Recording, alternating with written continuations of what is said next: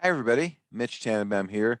Welcome to January 9th, 2022, the security news update for this week.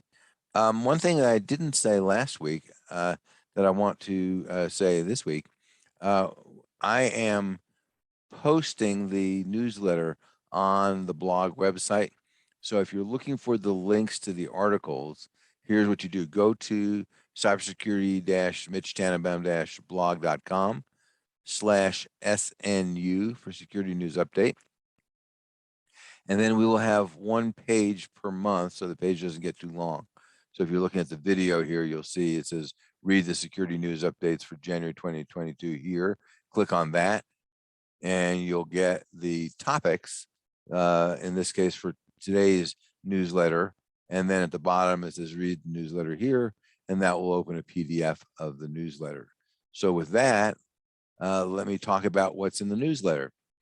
Number one, and probably the most important thing for the week, is we now have Son of Log4j. In addition to having multiple updates to Log4j to try to control what's going on with that, it turns out that the library that Log4j uses that's at the root of the problem is a very common library used by a number of other products. And likely we were going to go off and see many other attacks based on this particular library problem. Right now, the one that we found is in the H2 database, which is a SQL engine for Java. And the guys that found that think that there's going to be a lot more. So this problem is not going away anytime soon. We have the details of that in the link in the newsletter. Number two, also not new, a Sports Illustrated swimsuit model, Brooks Nader, talks about being stalked by someone. What happened is that the someone had slipped an AirTag, an Apple AirTag, into her coat, which was sitting on the back of her chair in a restaurant. And she left the restaurant and was doing whatever she was doing around town. And this person was tracking her. Eventually, after a number of hours, her iPhone said, "Hey, there's an AirTag that's following you." And when she got home, she dug through all of her clothing and possessions and stuff and found this AirTag in her coat. If she was not an Apple user, in fact, it actually said right after it warned her, her phone died, the battery ran out. So she wasn't able to get any more information. But if she was an Android user, she wouldn't get that warning. So this is far from the first one that we've seen. This is an ongoing problem with AirTags. People have figured out, they put them on cars, they put them all over the place. People have figured out it's a great way to stalk people. And if you are an iPhone user, then it'll eventually tell you after many hours. But if the stalker is smart and they know what that number is, which I think it might be like 8 hours, then they come to where you are, they remove the AirTag, or let's say they put the AirTag on your car and you go into your apartment. Well, you're not close enough for the Apple to go off and detect it, so it won't generate an alert. So I don't have a good answer for that one, but it's a challenge. Apple did finally release a piece of software for Android users. It said, basically the Am I Being Stalked application, and Android users can install that from the Play Store.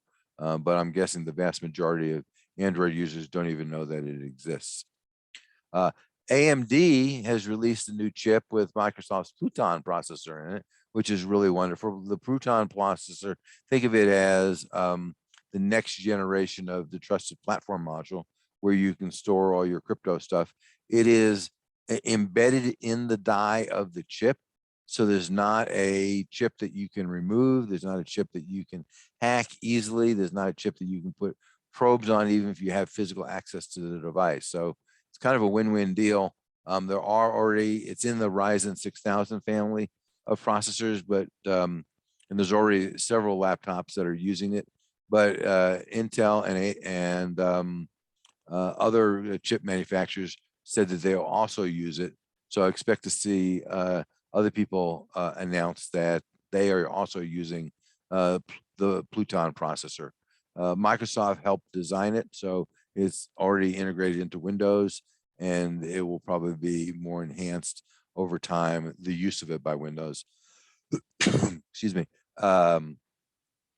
As more computers have the chip in it. If you're looking for more work, the National Consumer Law Center has published a list of new laws pertaining to consumer rights. They're not just cybersecurity laws or laws in general, like the bankruptcy and all kinds of other things. But if you're in the compliance world and you want to see whether you kind of got a complete list of all the laws that you're supposed to be complying with in 2022, there's a great list in the newsletter. And the Healthcare Supply Chain Association, didn't even know there was such a thing, released a short and very readable list of recommendations for both users, healthcare providers, and developers of medical devices to enhance cybersecurity. If you fit into one of these categories, you should check out the list at the association's website. It's really good because, even if you choose to ignore it, it doesn't mean that your customer is going to choose to ignore it, or vice versa. If you're a customer of a medical device, let's say you run a hospital's IT department, then this is a good checklist to be asking your vendors, well, are you doing all these things? It looks like we've gone back 22 years in time. We're seeing a bunch of Y2K related bugs. Microsoft had one on January 1st, actually, that was caused by a counter overflowing on January 1st, 2022. Now SonicWall says that they're having the same problem. They've released a patch. And we're seeing some older devices that are getting it. Honda and its sister company Acura has their in-car navigation systems were reading a date of 2002 because the counter overflowed. On the education front, if we call this education, the State University of New York at Stony Brook worked with Palo Alto Networks to identify over 1,000 man-in-the-middle toolkits that are designed purely to bypass two-factor authentication. And the way they're doing it is getting very clever. It used to be in the early days, what they did was they just, basically called you on the phone and said, hey, I just sent you, I'm from Microsoft, just to verify you're you, tell me what the number is that just popped up on your phone and your text message. And you're supposed to be stupid enough to say, oh, sure, you're from Microsoft, I believe you, and give them the number. Well, now they've figured out that they can just build a man-in-the-middle attack, get you to click on a link that you shouldn't click on. And now they have a token which will last pretty much forever. So interesting problem, something that the IT folks are going to have to deal with. And that's really the dealing with is going to be a function of training users not to click on links that they shouldn't be clicking on. In the world of breaches, we have the Broward, Florida Health lost information on over 1 million people. Now, Broward is a big hospital network, but still, there's 1,350,000 people, and they got basically the whole enchilada: name, birth date, address, phone number, bank information, social security number, insurance information, medical history, and condition that you were being treated for. So, pretty much everything. And this was, one more time, due to a third-party provider who had access to the network and didn't have much security. So if you don't have a good vendor cyber risk management program, now might be the time to go invest in that for a number of different reasons. This is only one of those. They said that there's no evidence of misuse of the data, but the thing about healthcare data is it doesn't age out unlike a credit card. So they could use it in 5 years. And probably for the most part, all the data will still be valid, except maybe the address. But the phone number, people, keep their cell phones forever nowadays. So even if they move, their cell phone number stays with them. So, the Broward is offering Experian ID theft protection, but that doesn't really protect against medical fraud. It protects against credit card fraud. So you're really on your own, and it requires that you be vigilant. In the Department of Embarrassment Department, the Illinois agency that oversees liquidating insurance companies that go bankrupt, was hacked for millions of dollars with a very simple business email compromise email. attack. They lost almost $7 million, although they claim that they got a few million of that back. And the former CFO said that the hackers directed employees to invest in what appeared to be approved investments, but they really were investments that are controlled by the hackers. So, you know, word to the wise, train especially your financial folks, the guys that handle the money, the guys that are ladies, guys generically, that distribute money for you. Make sure they understand. You know, we hear stories all the time about finance departments that get compromised because the users, you know, they're not, you know, doing anything that they think is wrong. It's just they're not adequately trained. And in the middle of a pandemic, just what we need, Final Site, which runs websites for over 8,000 schools in 115 countries, got hit with a ransomware attack and they are down. So those schools who now are really pretty dependent on IT and dependent on those websites, they said, you know, whatever, we'll get it up as soon as we can. They really didn't fess up to it, that it was a ransomware attack until it was just down for a long time. They said, oh yeah, we're having technical problems. The thing about lying about ransomware attacks is you will eventually get outed. So you really should just fess up because people will figure out what's going on. And in fact, you know, in the template email that they created for schools to send out to parents, it didn't even mention a ransomware attack or that maybe the data was compromised. One of the things we're seeing in these attacks is in the public sector, a lot of attacks because typically their IT systems are somewhat lacking. So Bernalillo County, I'm not sure how to pronounce that, which is basically where Albuquerque, New Mexico is.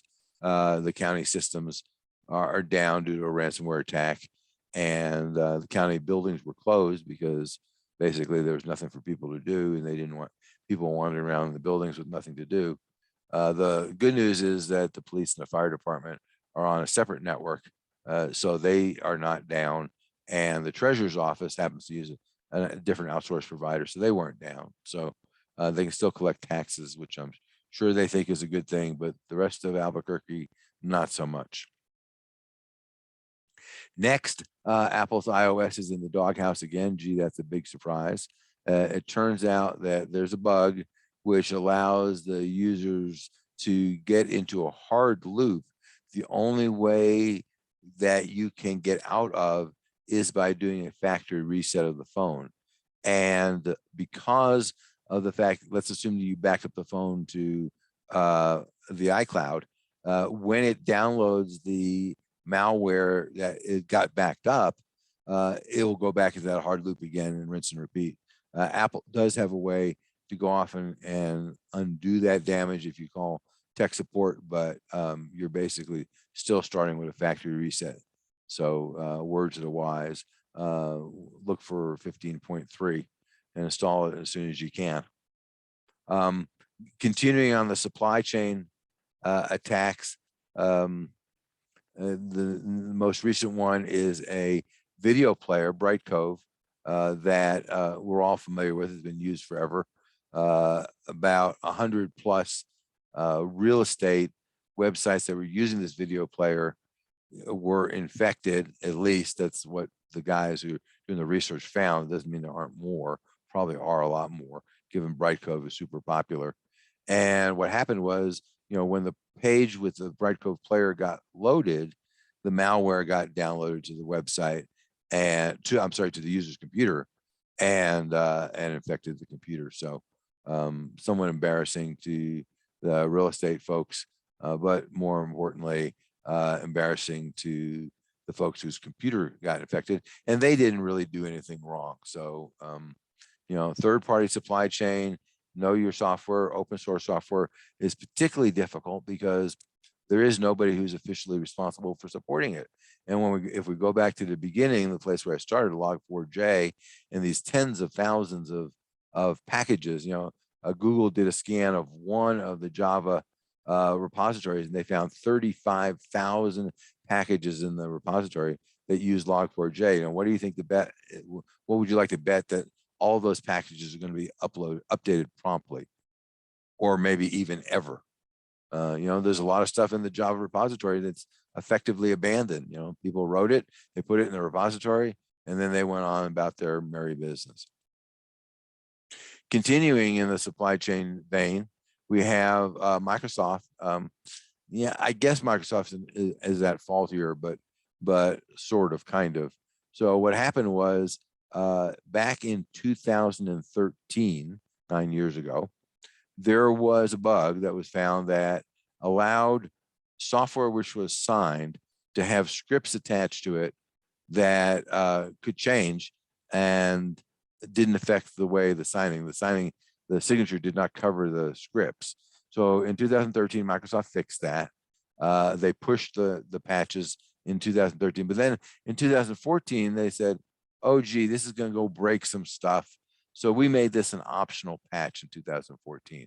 What that means is anybody who's built a computer since 2014, which is basically everybody, doesn't have this patch unless they install the optional patches, which most people don't. So now you're in a situation where you're vulnerable because the hackers have figured out that they can just put an extra script or two in there and the DLL signature does not break. So there is a patch. It's been around since 2013. So you should go install the patch. That would be a good plan. And last, the short news bites. Somebody's figured out that if you copy paste commands from a web page into your computer, that the hackers could go change what's in the copy paste buffer after you copy it, but before you paste it. And that would give you a situation where you're not actually pasting what you think you're pasting. If you don't carefully look to see what you're pasting, whether it's the same thing you thought you were pasting, let's say it was just modified a little bit, then you might not detect it and you could be doing something you don't intend to do. As if the chip shortage wasn't bad enough, there is a very high-tech German chip factory that makes ultra photolithography tools for the chip manufacturers themselves. They had a fire. It has impacted production. They don't know how much it impacted production, but given this factory was running at 100%, any outage is just not a good thing. CISA says that the manufacturing sector is at increased threat due to a number of things, including a lack of security folks and working remotely. So they say those folks should worry about that. And next, there's apparently a spam campaign that's going on right now that is designed to make you think that you posted something to Instagram, and it does violate somebody's copyright. And they even put something from a recent post in the spam to make you think that it's like legitimate. They say that if you don't deal with it, you will lose your account. Your account will be deleted, which of course is not what Instagram does. If you have an offending piece, they just take the piece down and they want you to fill out this form. Well, surprise, surprise, not exactly what you think the form is. So don't fall for the scam. And last, some people at least think that 2022 will be the year where we will see a cyber attack in space. They're basically saying, given that we've launched, a zillion satellites compared to where we were a few years ago. I mean, Elon Musk by himself has launched, I don't know, thousands of these things. That it's likely that we will see hackers attacking the satellites. So we'll see whether this falls into the category of a prediction. We shall see whether the prediction is right or wrong. Don't know, but we will figure that out. We'll know by the end of the year whether these guys are wrong. In any case, thank you for listening today. Have a good week, and we'll see you next week.